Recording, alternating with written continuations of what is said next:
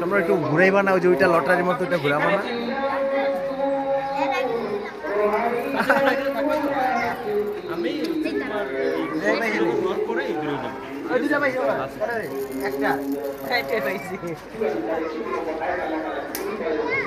কই যায়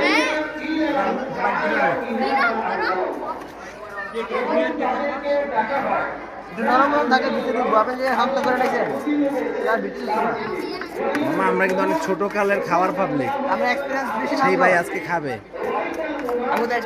সেটাই একটা খাবে ডক মতো বানায় দিয়ে। ফিলিংস কেমন? ছোটবেলার ফিলিংস হচ্ছে।